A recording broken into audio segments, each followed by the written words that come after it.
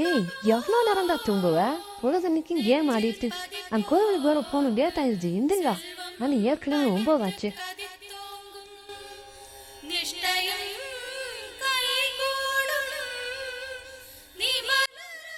Horlicks வாங்கி புது டப்பால போட்டு வச்சிருக்கேன். ஆச்சி வேற எதையாவது எடுத்துடாத, முன்னாடியே வச்சிருக்கேன், சரியா?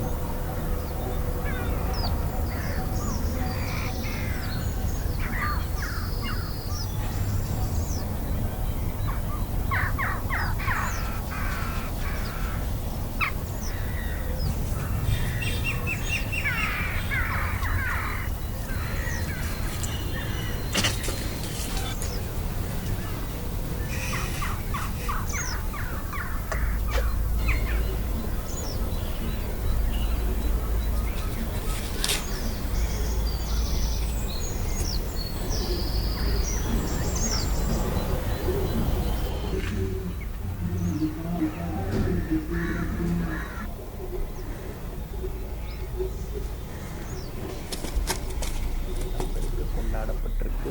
அது பற்றிய பதிவுகள் அதில் சொல்லப்பட்டிருக்குங்க. ஆடி 18ஆம் பெருக்கன் பெண்கள் தங்களுடைய மாங்கல்யத்தை பெருக்கி கோர்த்து கொள்கிறார்கள். அதாவது தாலி சரடம் புதுசு மாற்றிக்கிறது, அது மூலமாக அவங்களுக்கு தீர்க்க சுமங்கலி யோகம் எல்லாமே உண்டாகிறது அப்படின்னு மணிமேகலை அருமையான திருவிழா பற்றி குறிப்புகள் நிறைய உள்ளதுங்க. சோழ மன்னர்கள் காவிரி நதியை காவேரி என்று சொல்லாமல் பொன்னியின் நதி அப்படின்னு தான் அவங்க புகழ்ந்து பேசுகிறார். பொன்னாக அவங்க ஒரு தங்கமாக அந்த நதியை பாராட்டியிருக்காங்க. சோழ மன்னர்கள் அந்த ஆடி 18ஆம் பெருக்கன்று தான் மக்களுக்கு பல நலத்திட்டங்களை எல்லாம் வாரி வழங்கி இருக்கிறாங்க.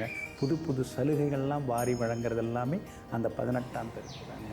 பொதுவாக நதிக்கரை ஓரமாக இருக்கக்கூடியவங்க என்ன செய்வாங்க, இன்றைய தினம் ஒரு சுத்தமான இடத்துல நதிக்கரை ஓரத்தில் போய் இருந்து பசுஞ்சாணத்தால் பிள்ளையாரை பிடிச்சி வச்சு அவர் குங்குமம் இட்டு அதுக்கு அடுத்ததாக கலந்த சாதங்கள் அந்த முளைபாரி. சொல்லுங்கப்பா. நான் வண்டியை நோ பார்க்கிங் வெளியே நிப்பாட்டிருக்கேன், எனக்கு ஃபைன் வந்திருக்கு. ஏண்டா ஒயின் ஷாப்புக்கு வெளியே வாடா, நான் நோ பார்க்கிங் நிப்பாட்டிருக்கேன். குடிச்சா தாண்டா அவன் போல தலைக்கு ஏறி நோ பார்க்கிங் எது பார்க்கிங் எதுவும் தெரியாம நீ குடிக்கிறதுக்கு முன்னாடியே நிப்பாட்டி. அனைவருக்கும் வணக்கம். ரிஷபராசிக்காரர்களை பாடாப்படுத்தினாருங்க. கூடவே தலைவலி எல்லாம் கொடுத்து வந்த சனி பகவான்